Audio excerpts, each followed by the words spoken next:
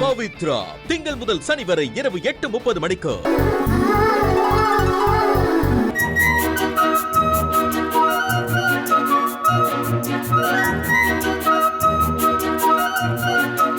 இந்த செடியை நம்ம 2 பேரும் சேர்ந்து வளர்க்கலாம்னு நினச்சோம். ஆனால் இப்போ என்னால் அது முடியாது. அதனால நீ தான் இதை பத்திரமா பார்த்துக்கணும். இதுக்கு தினமும் தண்ணி ஊற்றி வளர்க்கணும்.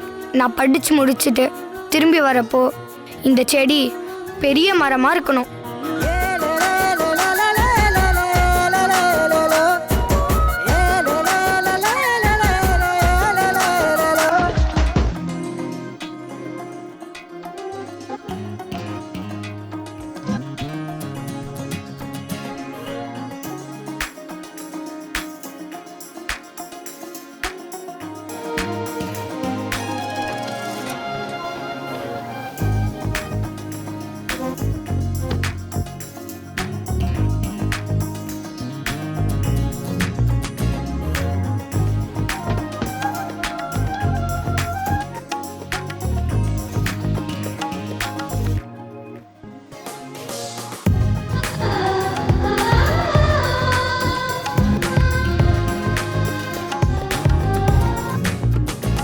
அர்ஜுன், அன்னைக்கு நம்ம நட்டு வச்சப்போ சின்ன செடியா இருந்தது.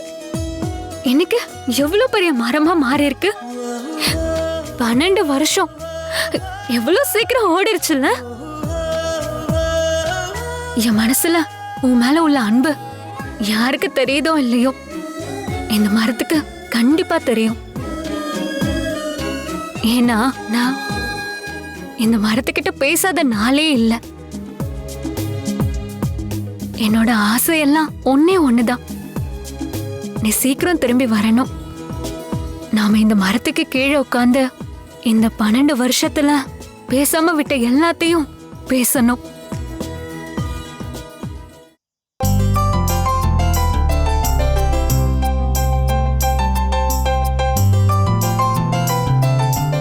பவி,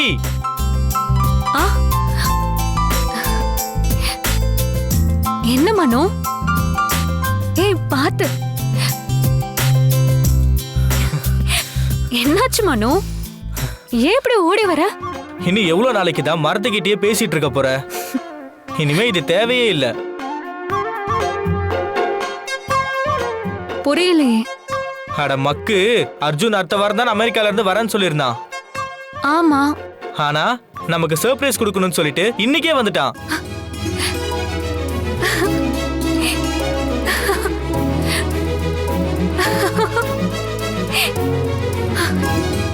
நிஜமாவா?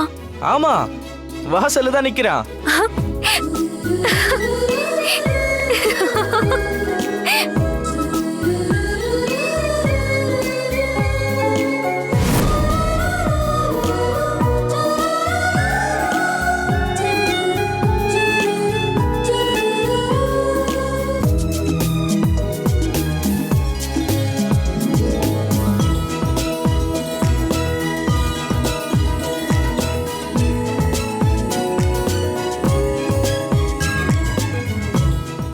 என்ன மனோ, அர்ஜுன் வாசல்ல இருக்கான்னு சொன்ன?